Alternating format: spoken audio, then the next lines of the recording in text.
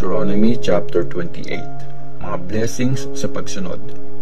Pag sinunod nyo si Lord na inyong Diyos at maingat na ginawa nyo lahat ng utos niya na sinasabi ko sa inyo ngayon, gagawin niya kayong pinakamalakas sa lahat ng bansa sa mundo. Kung susundin nyo si Lord na inyong Diyos, magiging inyo ang mga blessings na ito. Ibibless niya kahit saan kayo magtrabaho. Ibibless niya kayo ng maraming anak, maraming harvest, at manganganak ng marami mga alaga niyong hayop. Ibibless niya ang mga basket niyo ng maraming butil para magkaroon kayo ng maraming tinapay. Ibibless niya lahat ng gagawin niyo kahit saan kayo maapunta. Tatalunin ni Lord ang mga kaaway na lalaban sa inyo. United silang aatake pero watak-watak sila sa pagtakas. Ibibless ni Lord ang mga imbakan nyo ng butil hanggang mapuno. Magiging successful kayo sa lahat ng gagawin nyo. Papayamanin kayo ni Lord na inyong Diyos sa lupaing ibibigay niya sa inyo. Tulad ng promise ni Lord na inyong Diyos, gagawin niya kayong isang bayan na para lang sa Kanya kung susundin nyo ang mga utos niya at mamumuhay ayon sa gusto niya. Sa ganon, malalaman ng lahat ng tao na kayo ang pinili ni Lord na maging bayan niya at matatakot sila sa inyo. Gagawin kayong maunlad ni Lord sa lupaing pinangako niya sa mga ancestors nyo. Paparamihin niya ang anak nyo at gagawing masagana ang harvest at mga alaga nyong hayop. Bubuksan ni Lord ang langit para magpaulan sa tamang panahon sa lupa nyo. Ibibless niya ang lahat ng ginagawa nyo. Hindi nyo kailangang mangutang sa ibang bayan at kayo pa ang magpapautang. Gagawin kayo ni Lord na leader at hindi tagasunod ng ibang mga bansa. Uunlad kayo at hindi magiging mahirap kung susundin nyong mabuti ang utos ni Lord na inyong Diyos na sinasabi ko sa inyo ngayon. Huwag kayong lilihis sa mga utos na sinasabi ko sa inyo sa araw na ito at huwag kayong magsaserve sa ibang mga Diyos. Mga sumpa pag hindi sumunod. Pero pag hindi nyo sinunod si Lord na inyong Diyos at di nyo ginawa ng mabuti lahat ng utos at instructions niya na sinasabi ko sa inyo sa araw na ito, susumpain niya kahit saan kayo magtrabaho. Susumpain niya ang mga basket nyo, kukulangin ang butil nun. Hindi magiging sapat ang pagkain nyo. Susumpain niya kayo ng konting anak, di magandang harvest at konti lang ang magiging anak ng mga alaga nyong hayop. Susumpain niya lahat ng gagawin nyo. Susumpain kayo ni Lord na malilito kayo at mabibigo sa lahat ng gagawin nyo hanggang mamatay at maubos kayo ng mabilis. Dahil yan sa masasamang ginagawa nyo at pagtalikod sa Kanya, papadapuan kayo ni Lord ng matitinding sakit hanggang maubos kayo sa lupaing kukunin nyo. Bibigyan kayo ni Lord ng nakakahawang sakit, pamamaga at nag-aapoy na lagnat. Papadalhan niya kayo ng tagtuyot, nakakapasong hangin at amag na nakakasira ng pananim. Hahabulin kayo ng mga ito hanggang mamatay kayo. Magiging parang bakal sapagkat ang langit at hindi magbibigay ng ulan. Magiging parang bakal sapagkat tuyot ang lupang tinatapakan nyo. Pero papaulanan kayo ni Lord ng alikabok mula sa langit hanggang maubos kayo. Hahayaan kayo ni Lord na matalo ng mga kalaban nyo. United kayong aatake pero watak-watak sa pagtakas. Matatakot lahat ng tao pag nakita nila ang mangyayari sa inyo. Kakainin ng lahat ng wild na ibon at hayop ang mga bangkay nyo at walang magtataboy sa kanila. Papadalhan kayo ni Lord ng pigsa gaya ng ginawa niya sa mga taga-Egypt. Magkakaroon kayo ng ulcer sa balat, sugat at pangangati na hindi gagaling. Lilituhin at pupulagin kayo ni Lord at gagawin niya kayong baliw. Mangangapa kayo sa tanghalin tapat gaya ng bulag na naliligaw sa dilim. Hindi kayo magiging successful sa lahat ng gagawin nyo. Lagi kayong papahirapan at nanakawan ng mga tao at walang tutulong sa inyo. Ma-engage kayong magpakasal pero marirape ang babae, magtatayo kayo ng bahay pero iba ang titira dun. Magtatanim kayo ng grapes pero iba ang makikinabang sa bunga nun.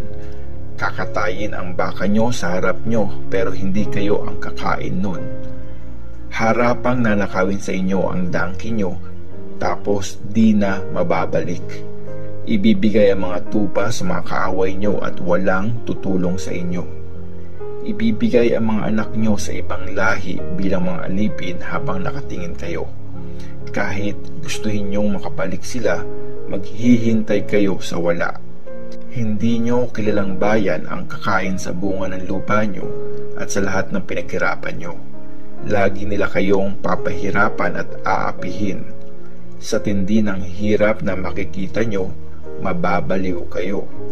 Lalagyan kayo ni Lord ng grabing pigsa sa tuhod at binti na hindi gagaling. Kakalat yun mula ulo hanggang paa.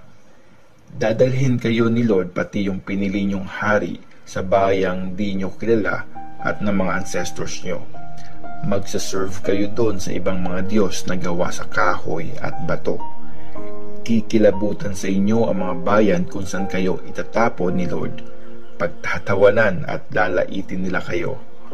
Magtatanim kayo ng maraming seed pero konti lang ang maaani nyo dahil kakainin nyo ng mga insektong locust. Magtatanim kayo ng grapes at aalagaan nyo mabuti pero di nyo maaani o magagawang alak kasi kakainin yun ng mga uod. Magkakaroon kayo ng maraming puno ng olive sa buong lupain nyo. Pero di kayo makakakuha at makakagamit ng olive oil na pampahid sa katawan dahil maglalaglagan yung mga bunga nun.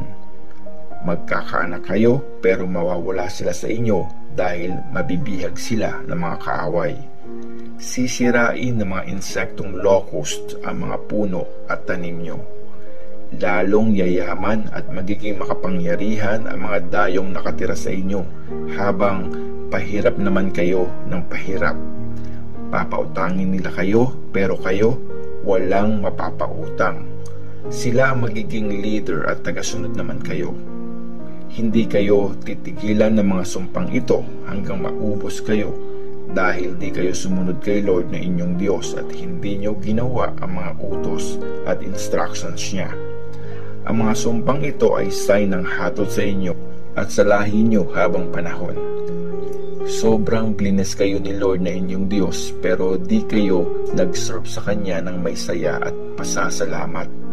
Kaya magsaserve kayo sa mga kaaway na ipapadala ni Lord.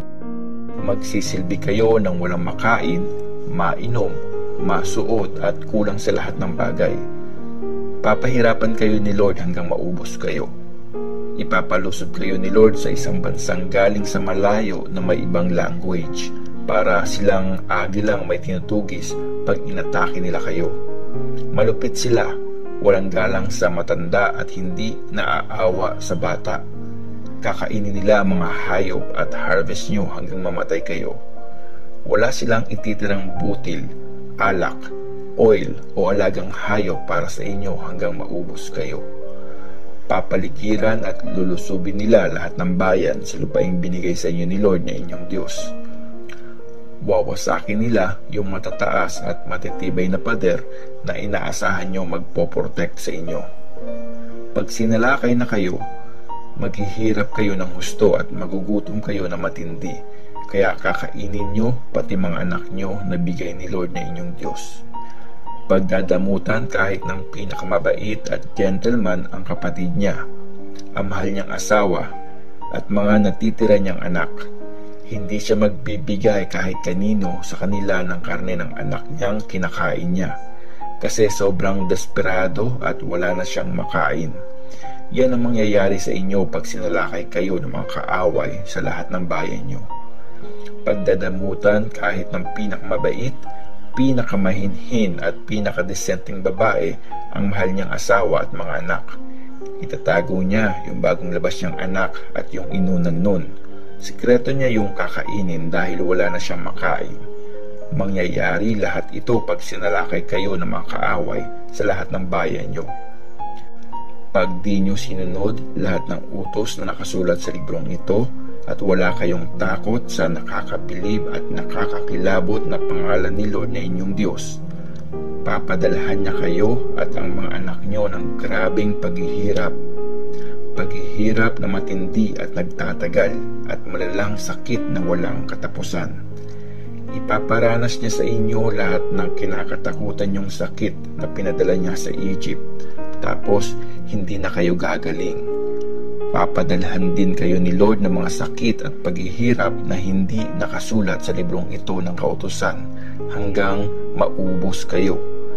Kahit maging kasing dami pa kayo ng mga stars sa langit, konti lang ang matitira sa inyo kasi hindi kayo sumunod kay Lord na inyong Diyos.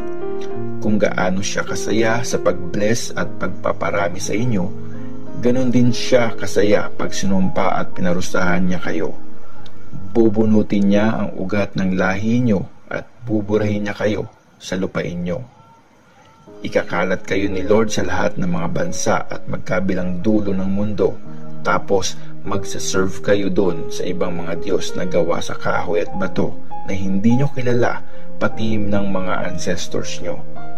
Hindi kayo magiging panatag doon at wala kayong magiging sariling tahanan.